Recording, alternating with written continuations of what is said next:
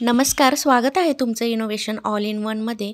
तर आज आपण बहुगुणी आवळ्याची रेसिपी बघणार आहोत. तर हा मोर आवळा तुम्हाला देखील माहीत असेल आणि हा खायला देखील खूप छान लागतो आणि याचे खूप सारे फायदे देखील आहेत. तर आज आपण याचीच रेसिपी बघणार आहोत. चला तर आजच्या रेसिपीला सुरुवात करूयात. या इथे अर्धा किलो आवळे मी स्वच्छ असे धुवून घेतलेले आहेत. हे पाहू शकता, बाजारात खूप छान असे आवळे आलेले आहेत. 2 ते 3 वेळेस स्वच्छ अशा पाण्याने आपल्याला आवळे धुवून घ्यायचे आहेत. यानंतर एक स्टीमर आपल्याला ठेवायचं आहे. याच्यामध्ये हे आवळे आपल्याला शिजण्यासाठी किंवा उकडण्यासाठी ठेवायचे आहेत. एक 10 ते 15 मिनटं याची आपण एक वाफ काढून घ्यायची आहे. 10 ते 15 मिनटानंतर हे आवळे खूप छान असे शिजतात. तर हे पाहू शकता तुम्ही, 10 ते 15 मिनटानंतर आवळ्यांचा कलर देखील चेंज झालेला आहे.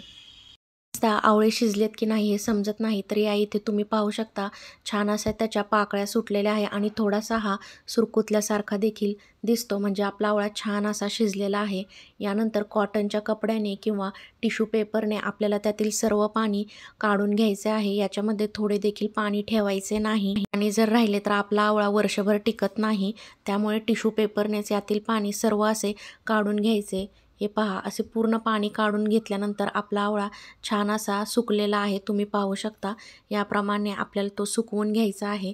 त्याचनंतर एक काटा चमचा किंवा छोटासा चाकू जरी असेल त्याच्या साहाय्याने असे छिद्र करून घ्यायचे. ते छिद्र केल्यामुळे आपला जो पाक आहे तो याच्यामध्ये पूर्ण असा मुरला जातो आणि आवळा खूप छान लागतो. हे पहा, याप्रमाणे टोचे आपण मारून घेणार आहोत. तर या इथे अर्धा किलो मी आवळे आणले होते, त्यासाठी मी अर्धा किलोच गूळ घेतलेला आहे.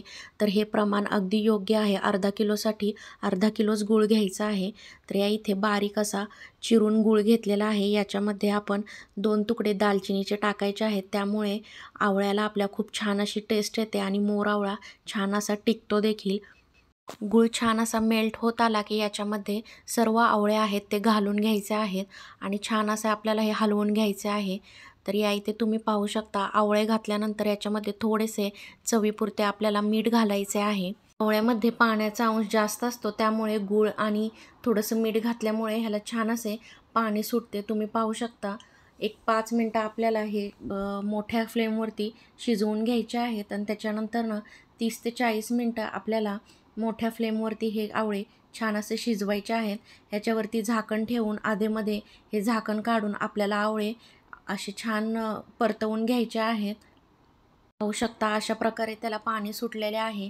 हे पाणी कमी झाले की समजायचे आपले आवळे छान असे शिजत आलेले आहेत आणि अधीमध्ये असे आपल्याला हलवायचे आहे. तर 30 ते 35 मिनटानंतर आवळ्यांचा कलर तुम्ही पाहू शकता चेंज झालेला आहे आणि यानंतर पुन्हा 5 ते 10 मिनटं म्हणजे टोटल 45 मिनटं शिजवल्यानंतर तुम्ही पाहू शकता आवळे किती छान असे शिजलेले आहे. आपला हा मोर आवळा अगदी गुलाबजामसारखा दिसत आहे. तुम्हाला एक मी दाखवते, हे पहा, अगदी गुलाबजामसारखा दिसतो आहे आणि याच्यामध्ये पाक देखील छान असा मुरलेला आहे. अगदी 1 वर्ष टिकेल असा हा मोर आवळा आपला झालेला आहे. तर आजची रेसिपी तुम्हाला कशी वाटली ते मला कमेंट करून नक्की सांगा. व्हिडिओ आवडला असेल तर लाईक करा, शेअर करा आणि सबस्क्राईब करा. अशाच व्हिडिओसोबत पुन्हा भेटू. तोपर्यंत धन्यवाद.